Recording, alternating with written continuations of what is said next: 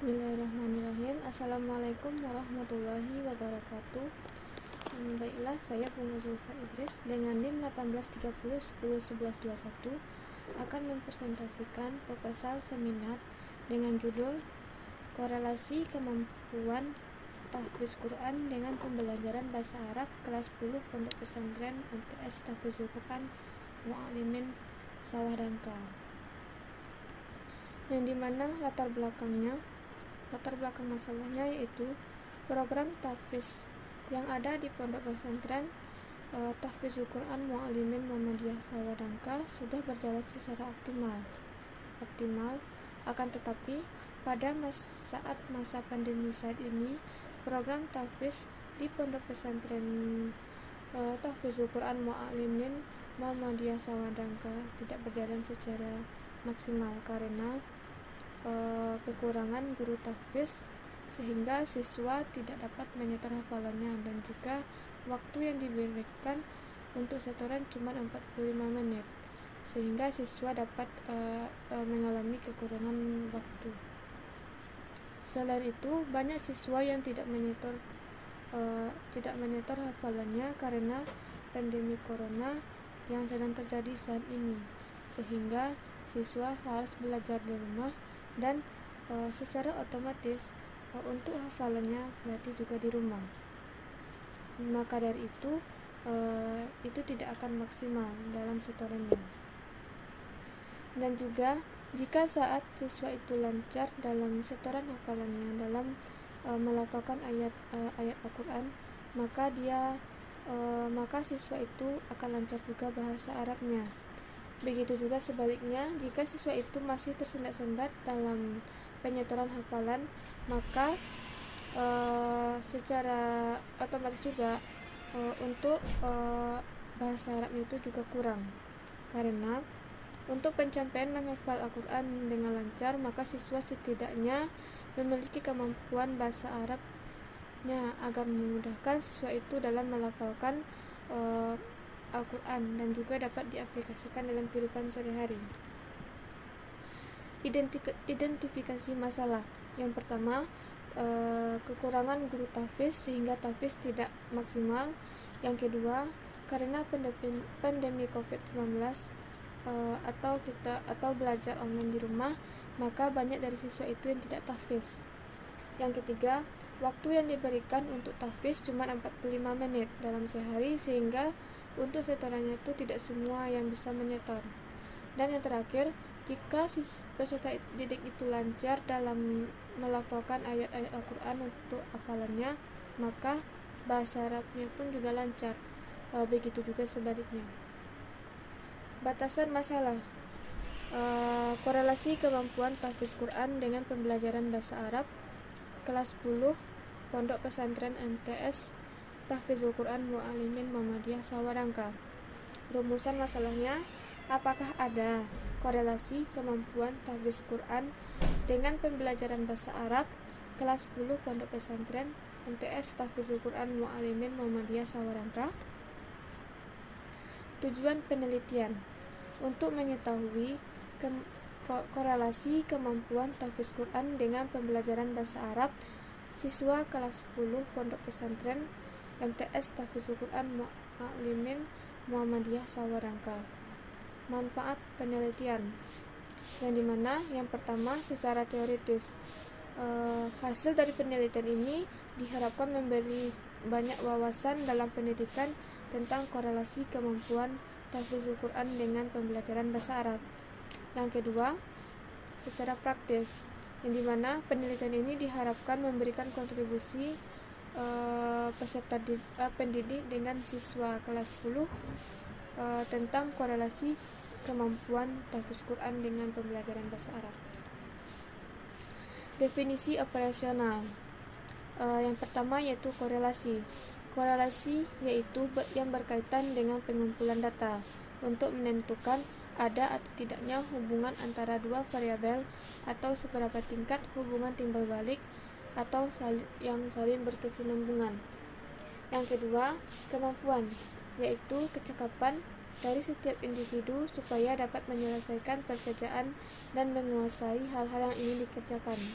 Yang ketiga, tahfizul Quran, menjaga dan melestarikan Al-Quran dengan cara membaca dan menghafalnya dengan sungguh-sungguh agar tidak cepat lupa dan juga dapat memahami isi-isi ayat Al-Quran. Yang selanjutnya yaitu pembelajaran bahasa Arab, gunanya supaya dapat kita membaca dan menghafal itu dengan lancar dan tidak ada kesalahan dalam melafalkan ayat Al-Quran. Dan yang terakhir, Pondok Pesantren Tahfizul Quran Mu'allimin Muhammadiyah Sawadangka, yaitu pondok pesantren yang memfokuskan siswanya untuk menghafal Al-Quran atau tahfiz Quran sesuai dengan target yang diberikan. Yang selanjutnya yaitu bab kedua. Poin pertama, tahfiz Quran atau dari landasan teorinya. Yang pertama yaitu pengertian dari tahfiz Quran. Tahfiz Quran atau menghafal Al-Quran adalah suatu proses untuk menjaga dan memelihara Al-Quran di luar kepala atau mengingat dengan baik dan benar dengan syarat dan tata cara yang telah ditentukan. Hukum menghafal Al-Quran. Menurut Imam Jalaluddin As-Suyuti berkata, ketahuilah bahwa menghafal Al-Quran itu merupakan fardu ain bagi umat Islam, sementara menyelenggarakan pengajaran Al-Quran itu merupakan hukumnya yaitu fardu kifayah. Tujuan menghafal Al-Quran. Tujuan dari menghafal Al-Quran ini yang pertama, mampu menjadi imam yang baik, yang memiliki bacaan yang bagus dalam tajwidnya dan dalam sholat berjamaah. Yang kedua, mampu menjadi guru yang baik dalam mengajarkan Al-Quran kepada siswanya. Yang ketiga, mampu menguasai isi kandungan dari Al-Quran bagi mereka yang menguasai ilmu Arab, bahasa Arab yang berhubungan dengan Allah dan berhubungan juga dengan manusia. Dan yang terakhir, terampil dalam membaca Al-Quran dan menghafalkannya. Hambatan yang terjadi dalam tahfiz Quran, yang pertama, ayat-ayatnya ayat-ayat yang dihafal lupa, banyak yang ayatnya serupa dan tetapi tidak sama, gangguan asmara, sukar menghafal, melemahnya semangat menghafal Al-Quran, dan yang terakhir yaitu tidak istiqomah. Hikmah menghafal Al-Quran. Yang pertama, Al-Quran menjanjikan dalam kebaikan, berkah, kenikmatan bagi penghafalnya. Yang kedua, hafiz Quran merupakan ciri-ciri orang yang diberi ilmu. Yang ketiga, fasih dalam berbicara. Yang keempat, Al-Quran memuat 77.439 kalimat, dan jika seluruh penghafal Al-Quran ini memahami seluruh arti kalimat tersebut, maka dia sudah banyak sekali melafalkan kosakata bahasa Arab yang seakan-akan dia menghafal kamus bahasa Arab. Yang selanjutnya yaitu dalam Al-Quran banyak terdapat kata-kata hikmah yang sangat berharga bagi kehidupan. Dan yang selanjutnya yaitu hafiz Quran sering menjumpai kalimat-kalimat uslub atau takbir yang sangat indah. Dan selanjutnya yaitu mudah menemukan contoh-contoh nahwa, saraf dan dalam Al-Quran. Dan yang terakhir yaitu penghafal Al-Quran adalah orang yang mendapatkan keuntungan dalam perdagangan dan tidak akan mengalami kerugian. Pembelajaran bahasa Arab. Pengertian dari bahasa Arab atau pembelajaran bahasa Arab. Yang pertama yaitu pengertian dari bahasa Arab. Bahasa Arab itu adalah kitab suci dan tuntutan agama umat Islam sedunia. Maka tentu saja ia merupakan bahasa yang paling besar signifikan bagi miliaran muslim sedunia, baik itu kebangsaan Arab maupun bukan Arab. Selanjutnya yaitu pengertian dari pembelajaran bahasa Arab. Pembelajaran bahasa Arab ini adalah suatu proses pendidikan yang diarahkan untuk mendorong, membimbing, dan mengembangkan kemampuan bahasa Arab siswa, baik secara aktif maupun pasif, serta menumbuhkan sikap positif terhadap bahasa Arab. Tujuan dari pembelajaran bahasa Arab ini dapat mendorong, membimbing, mengembangkan, dan membina kemampuannya serta menumbuhkan sikap positif terhadap bahasa Arab baik reseptif maupun produktif. Penelitian yang selanjutnya yaitu penelitian yang relevan. Di sini penulis mengambil dua penelitian. Yang pertama yaitu dari peneliti Ulfa Horia yang berjudul Pengaruh Kemampuan Bahasa Arab Terhadap Keterampilan Menghafal Al-Quran di Pondok Pesantren Ahlul Quran Palembang. Yang kedua, peneliti dari Reni Fauzia, Mahyudin Ditonga, dan Fitri Al-Rasi yang berjudul Korelasi Siqah Tahfiz Quran dengan Maharah Al-Lughah Al-Arabiyah Mustawa Salis Ma'had Az-Zubair bin Awam. Kerangka berpikir. Pada saat ini, masalah yang terjadi di sekolah atau di pondok pesantren ini adanya kekurangan guru tahfiz dan waktu yang diberikan pun tidak mencukupi. Selain itu, dalam menghafal Al-Quran ada beberapa siswa yang memiliki kemampuan bahasa Arabnya itu masih kurang, karena pembelajaran bahasa Arab ini gunanya supaya saat kita membaca dan menghafal Al-Quran itu lancar dan tidak akan ada kesalahan dalam melafalkan Al-Quran. Maka dari itu, peneliti ingin mengkaji lebih dalam tentang korelasi kemampuan tahfiz Quran dengan pembelajaran bahasa Arab siswa kelas 10 Pondok Pesantren MTS Tahfizul Quran Mu'allimin Muhammadiyah Sawadangka. Yang selanjutnya yaitu bab ketiga. Bab ketiga ini ada yang pertama jenis penelitian. Jenis penelitian yang diambil yaitu penelitian survei, yang dimana penelitian ini dilakukan pada populasi besar atau kecil, tetapi data yang dipelajari adalah data yang sampelnya yang diambil dari populasi sehingga ditemukannya kejadian-kejadian relatif, distribusi, dan hubungan-hubungan antar variabel sosiologis maupun psikologis. Pendekatan yang digunakan yaitu pendekatan kuantitatif, di mana pendekatan kuantitatif ini yaitu suatu proses menemukan pengetahuan yang menggunakan data yang berupa angka sebagai alat untuk menganalisis keterangan tentang mengenai apa yang ingin diketahui. Tempat dan waktu penelitian. Tempat penelitian ini penulis melakukan penelitian pada siswa kelas 10 Pondok Pesantren MTS Tahfizul Quran Mu'allimin Muhammadiyah Sawadangka Bukit Tinggi Sumatera Barat. Waktu penelitian. Adapun waktu penelitian yang dilakukan pada bulan Ramadan yang dimulai dari awal proses penelitian sampai selesainya penelitian awal.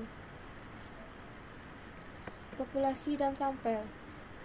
Populasi dalam penelitian ini sebanyak 78 siswa kelas 10 Pondok Pesantren MTS Tahfizul Quran Mu'allimin Muhammadiyah Sawadangka. Sampel yang diambil dalam penelitian ini adalah peserta didik kelas 10 Pondok Pesantren MTS Tahfizul Quran Mu'allimin Muhammadiyah Sawadangka. Instrumen penelitian. Pada prinsip meneliti adalah melakukan suatu pengukuran terhadap fenomena sosial maupun alam, yang dimana pengukuran itu dilakukan dengan menggunakan alat ukur yang baik. Alat ukur dalam penelitian ini biasanya dinamakan instrumen penelitian. Terdapat dua hal yang mempengaruhi kualitas hasil penelitian, yaitu instrumen penelitian dan kualitas pengumpulan data. Instrumen penelitian kuantitatif dapat berupa tes, pedoman wawancara, pedoman observasi, dan kuesioner. Instrumen dalam penelitian ini adalah kuesioner, observasi, dan dokumentasi. Instrumen dalam penelitian ini adalah untuk mengetahui sampai di mana kemampuan tahfiz Quran dan bahasa Arabnya. Dengan ini instrumen yang dilakukan yaitu berupa kuesioner, observasi, wawancara, dan dokumentasi. Yang selanjutnya yaitu teknik pengumpulan data, yang dimana peneliti melakukan penelitian dengan menggunakan angket. Di sini peneliti akan melakukan penelitian dengan menggunakan angket atau kuesioner dalam bentuk angket tertutup. Yang selanjutnya yaitu dengan observasi. Adapun observasi yang dilakukan untuk memperoleh data yang berkaitan dengan penelitian yang saya lakukan di Pondok Pesantren MTS Tahfidzul Quran Ma'alimin Muhammadiyah Sawarangka. Peneliti akan melakukan observasi terkait dengan kegiatan siswa. Yang selanjutnya yaitu wawancara. Lalu di sini peneliti melakukan wawancara dengan salah satu guru di Pondok Pesantren Mu'alimin Muhammadiyah Sawarangka, yaitu dengan guru bimbingan konseling dan guru tahfiz. Yang terakhir yaitu dengan dokumentasi. Metode yang dilakukan yaitu untuk mencari informasi tentang data-data yang terkait dengan tahfiz Quran, visi misi sekolah, struktur organisasi, dan segala sesuatu yang berkaitan dengan sekolah yang sudah dalam bentuk dokumen. Teknik analisis data. Analisis data kuantitatif mengacu pada statistik deskriptif, yang dimana peneliti ini akan berfungsi untuk menyajikan sebuah gambaran tentang korelasi antara tahfiz Quran dengan pembelajaran bahasa Arab siswa kelas 10 Pondok Pesantren Mu'alimin Muhammadiyah Sawarangka periode 2019 dan 2020. Dengan data yang diperoleh, penulis melakukan analisis melalui pengelolaan data penelitian yang telah diperoleh. Adapun data yang diambil yaitu dari hasil angket yang diajukan kepada responden. Menggunakan reliabilitas item-item dengan teknik pengumpulan data antara tahfiz Quran dengan pembelajaran bahasa Arab, kemudian dikorelasikan dengan rumus korelasi project moment, yang dimana rumus yang digunakan korelasi project moment sebagai berikut. Baiklah, untuk presentasi tentang proposal seminar dari saya tutup dengan Assalamualaikum warahmatullahi wabarakatuh.